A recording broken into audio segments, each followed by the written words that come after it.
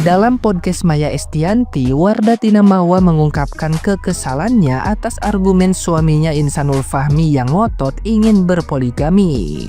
Mawa menuturkan Fahmi selalu berdalih bahwa poligami akan membawa banyak kebaikan dan mencoba menormalkan perselingkuhan yang marak dengan dalih syariat, seolah mencuci tangan dari perbuatannya. Mendengar hal itu, Maya Estianty bereaksi keras. Ia menegaskan bahwa tidak ada manusia yang bisa bersikap adil dalam berpoligami dan menyarankan Mawa untuk memilih bercerai jika dihadapkan pada situasi tersebut. Ironisnya, di tengah niatnya untuk berpoligami, terungkap dari pihak Inara Rusli bahwa Insanul Fahmi kini menolak menceraikan istri sirinya tersebut. Kuasa hukum Inara menyebut pernikahan siri itu belum putus karena Fahmi menolak mengucapkan talak meskipun Inara telah memintanya. Fahmi bahkan menunjukkan keputusasaan ekstrim, menangis dan nyaris sujud di kaki Inara untuk memohon agar tidak ditinggalkan, menunjukkan inkonsistensi besar antara ambisinya berpoligami dengan ketidakmampuannya melepaskan Inara. Nah, gimana nih menurut netizen yang terhormat? Silahkan berkomentar ya. Suami ketahuan selingkuh oleh istri, ada saksinya, ada bukti chat mesra, ada bukti video dia lagi makan di restoran. Terus sang istri sakit hati, nangis-nangis. Lalu apakah dengan seperti itu dia bisa langsung menggugat cerai suaminya ke pengadilan agama? Jawabannya adalah tidak, karena menurut pasal 116 kompilasi hukum Islam, yaitu ayat pertama, salah satu alasan perceraian itu yang terkait dengan perselingkuhan itu, tapi bukan perselingkuhan namanya, tapi harus ada perzinahan atau persetubuhan.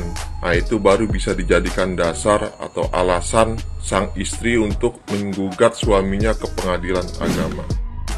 Mawa udah ditalak dan banyak masalah dengan suaminya. Ngapain masih ngejar-ngejar aja, harus Mawa introspeksi diri juga.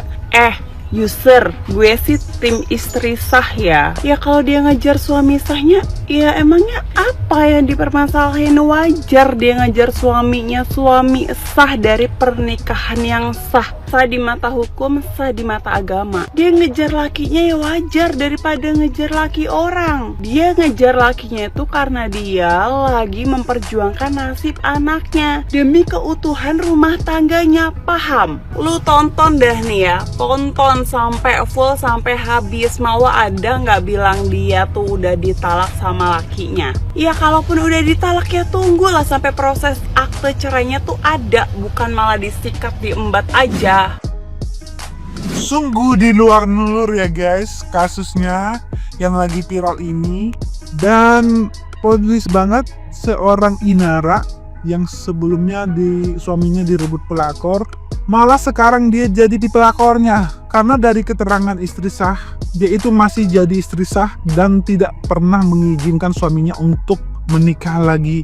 Tapi kata si Inara ini, dia pastikan tidak menikahi suami orang. Berarti mereka belum menikah dong. Padahal di podcast ini si cowok ini bilang mereka udah nikah sebelum Indihoi. Indihoi itu tanggal 8 Agustus ya, yang direkaman CCTV. Dan mereka katanya yang bikin proyek bareng sejak 31 Juli. Ini kok kayak gak masuk di akalku sebenarnya. Ini skenario mereka ini kayaknya banyakan bohongnya deh. Kalau dia bohong lagi ya seluruh Indonesia dibohongin lagi. Yang sebelumnya dia udah bohongin istrinya, sekarang dia bohongin kita deh. Ya buat nutupin kesalahan lo beralibi macam-macam, tapi kebenaran pasti terungkap ya. Ya menurut kalian bagaimana guys untuk kasus ini? Menurut aku ini paling salah besar itu si dua-dua ini, si IR juga sama yang ini cowok. Dajjal emang. MUI mengatakan melakukan nikah siri haram. What? Kenapa ini? Alasannya adalah perbuatan ini sangat merugikan perempuan dan akan menimbulkan masalah ke depannya. Jadi ini kalau dibandingkan dengan manfaat dan mudorotnya itu lebih banyak mudorotnya. Makanya Wakil Ketua Umum Majelis Ulama Indonesia mengatakan nikah siri itu sah secara agama tapi melakukannya haram karena merugikan perempuan. Karena dalam Islam itu, kalau banyak mudorotnya daripada manfaatnya, maka itu ditinggalkan. Tapi ini pandangan MUI ya, aku nggak tahu juga. Aku hanya menyampaikan aja. Tapi memang betul, kalau kamu tiba-tiba ditinggalkan oleh suamimu gimana? Mau ngomong apa kamu? Gak dilindungi negara, bos. Dan kamu pun kayaknya nggak dapat bagian warisan gitu. Karena mau nuntut ke siapa? Kamu aja nggak terdaftar di negara, di KUA. Hah, tinggal gitu kamu. Aduh, jadi inget kasus Inara Rusli. Oh ya, gimana tuh? Kan terbukti kan? Lebih besar mudorotnya daripada manfaatnya. Akhirnya gimana nih? Besar kasusnya. Baik dari Inaranya dan yang laki itu jelek kan namanya. Sampai nangis-nangis di podcast itu. Coba kamu bayangkan posisi kamu berada di istri sahnya si lelaki itu. Siapa sih namanya, nggak kenal aku. Pokoknya yang bercadar itu. Coba kamu ganti ke posisi dia, gimana tuh sakitnya? Yang paling paham nih cewek-cewek lah. Nah, oleh karena itu cewek-cewek jangan mau nikah siri, harus sah secara kenegaraan. Jadi menurut kalian bagaimana? Coba tulis di kolom komentar. Nah, seperti apa yang gua berkali-kali sampaikan, kalau lu masih memiliki luka yang belum sepenuhnya sembuh, trauma yang belum sepenuhnya pulih, jangan pernah menerima kehadiran orang lain dalam hidup lu. Karena bukannya kenapa-napi, bakalan timbul luka dan trauma yang baru, dan itu akan jauh lebih sulit untuk disembuhkan dan dipulihkan. Namun sayangnya, luka dan trauma yang sulit disembuhkan dan dipulihkan tersebut bukan terjadi kepada lu, melainkan kepada orang-orang di sekitar dan sekeliling lu, bahkan orang lain. Hal tersebut terjadi karena kesalahannya lu. Salahnya apa? Salah dalam mengambil keputusan. Kenapa bisa begitu?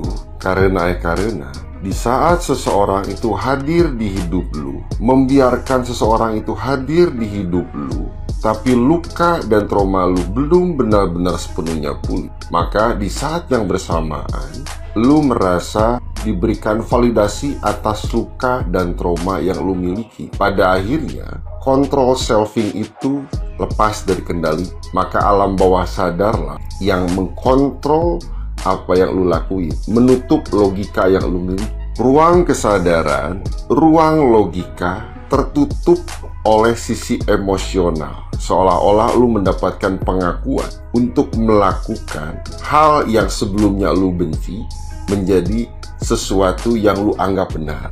Ngerti sekarang? Ngerti dong, masa nggak ngerti? Alright, ulala. Janda syari yang dulu jadi idola kaum simpatisan di era perselingkuhan Virgon kini resmi melaporkan Insanul Fahmi, seorang papa muda yang berhayal punya istri 2 di usia belia. Nih ya sahabat channel, supaya kita tidak tersesat oleh rasa simpati membabi buta ya pada Mawa ya, korban keganasan nafsu poligami bumbu dusta si Insanul Fahmi ya. Kita harus paham dulu nih bahwa kasus ini melahirkan 3 peristiwa hukum yang saling berkaitan tapi berbeda dan terpisah ya. Ya ibarat hubungan Mawa, Insanul Fahmi dan Inara sekarang lah ya, saling terhubung tapi tetap kacau sendiri-sendiri. Peristiwa pertama kan soal dugaan perselingkuhan dan perzinahan ya. Ini adalah laporan dari Mawa ya terhadap Inara dan Insanul. Nah, membuktikannya itu tidak semudah membuktikan netizen yang salah paham, karena perzinahan itu dia delik privat ya. Syaratnya harus ada hubungan badan dan dilaporkan oleh pasangan sah yang dihianati. Mawa diduga menggunakan rekaman CCTV dari rumah Inara Rusli, dan disinilah masalah hukumnya mulai melebar, karena rekaman CCTV itu kabarnya berasal dari rumah tempat tinggal Inara Rusli dan anak-anaknya ya, rumah yang tidak lagi dihuni bersama mantan suaminya si Virgon. Maka muncul pertanyaan ya, siapa yang mengambil rekaman itu dan siapa yang memindahkannya ke Mawa ya, dan apakah proses pemindahannya itu legal ya? Kalau tidak ya, maka ini bisa masuk pasal perolehan data elektronik tanpa hak ya, atau penyalahgunaan akses atau pembocoran informasi privat. Jadi jangan salah sahabat channel ya, Membongkar perselingkuhan itu boleh banget ya, tapi kalau caranya salah malah membuka pintu pidana lain. Nah, kemudian peristiwa ketiga adalah laporan Inara terhadap Insanul ya atas dugaan penipuan status duda. Ini baru ya, segar dan lebih teknis hukumnya.